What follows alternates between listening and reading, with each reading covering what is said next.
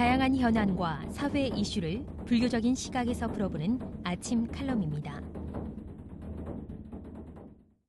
안녕하십니까. 박준섭 변호사입니다.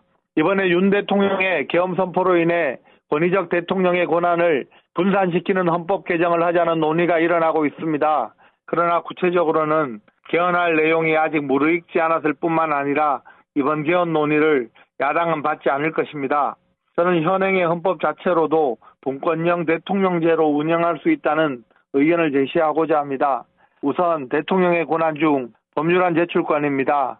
미국식 전통 대통령제 하에서는 대통령에게 법률안 제출권이 없습니다. 이 규정은 과거 독일과 같은 입헌군주국의 헌법 하에서 행정부가 주도권을 쥐고 국정을 운영하고 입법부는 행정부를 지원하는 입법을 하는 통법부 역할을 하는 시대에나 걸맞는 규정입니다.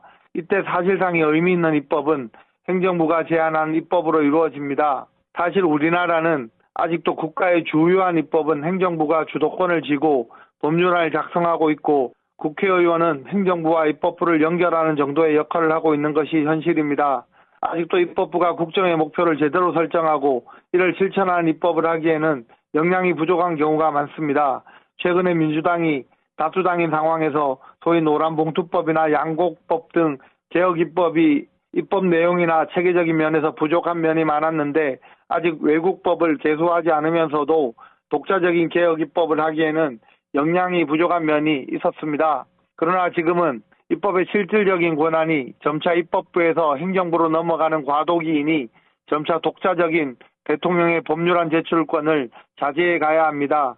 또 지난 총선에서 논란이 되었던 당정 분리 원칙의 문제입니다. 당정 분리 원칙은 결국 논리적으로는 대통령이 국회의원의 공천권에 영향을 미치지 말라는 뜻이기도 합니다. 물론 아직까지는 대통령이 여러 경로로 공천권에 영향을 미치고 있는 것이 현실입니다만 어쨌거나 결국 자신의 공천권에 의해 뽑혀진 국회의원의 지원을 받지 못하는 대통령은 자신의 정책을 입법으로 관철하기 위해서는 미국의 대통령처럼 여러 여야 의원들을 한 명 한 명씩 설득해야 하는 것입니다. 이제는 대통령이 국가정책이나 개혁을 수행하기 위하여 입법부가 협력해주지 않는 한 혼자 힘으로는 아무것도 할 수 없다는 것을 국민들과 대통령이 받아들여야 합니다. 우리나라 헌법은 대통령제를 기본으로 하면서도 부통령제를 두지 않고 국무총리 제도를 두고 있습니다. 대통령이 행정부의 수반이고 국무총리는 대통령의 명을 받아 행정각부를 통할하는 것으로 규정하고 있습니다. 그러나 국무총리의 임명에 관하여 국회 동의를 받는 것을 확대해서 간다면 사전에 야당의 추천을 받아 국무총리를 정하고 일부 장관도 미리 정하여 동의를 받는 방법으로 실질적인 연정의 형태로 운영할 수도 있습니다. 우리는 이미 김대중 대통령이 김종필 총리와 실질적인 연정을 하였던 역사적 경험도 가지고 있습니다.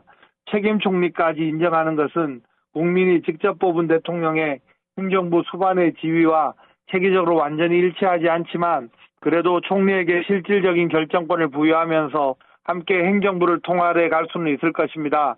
윤 대통령 정부가 집권 초기부터 더불어민주당의 추천을 받아 임명한 국무총리와 함께 정부를 이끌었다면 지금 같은 정쟁과 파국은 피할 수 있었을지도 모릅니다. 대통령은 김대중 대통령의 시절에 자민련과 연정하였던 것처럼 다수의 야당을 배제한 채 소수의 야당과 연정을 하는 것도 가능할 것입니다. 만일 연정이 무너지고 정쟁과 갈등이 증가할 경우에 우리 헌법은 국회 예산제도가 없어서 바로 다시 총선을 하면서 분할 해소할 방법은 없습니다. 결국은 갈등이 증가하는 경우에 국민에 의해 직접 선거로 민주적 정당성이 부여된 대통령에 의해서 좀 더 주도적으로 운영할 수밖에 없을 것입니다. 그러나 이것은 예외적 상황이라고 받아들여야 합니다. 또 아무리 정쟁이 크게 일어나더라도 독일의 1930년대 바이마르 공화국에서처럼 대통령이 비상대권을 사용할 수는 없습니다. 독재를 경험한 우리나라 87체제 헌법은 대통령에게 계엄 등 비상조치를 취할 때 아주 엄격한 요건을 갖추도록 제한하고 있기 때문입니다. 이런 관점에서 보면 국회를 통하여 협치를 하지 않고 대통령이 주도적으로 나서서 국정을 주도해 나가는 모습은 오히려 예외적인 모습이어야 합니다. 이처럼 국무총리를 매개로 연정과 협치를 하면서 통제된 대통령의 권한을 행사하는 방향으로 우리 헌법을 실현해 나간다면 우리는 구태여 개헌을 하지 않고서도 현행 헌법의 권력구조 속에서 분권형 대통령의 실현이 가능합니다. 이제는 연동형 비례대표제, 선거제도 도입도 적극 고려할 때가 되었습니다. 헌법의 가치를 최대한으로 실현하고자 하는 국민들과 권력자들의 헌법을 향한 의지가 최고로 드러날 때 우리 헌법은 더욱 빛날 것입니다. 감사합니다.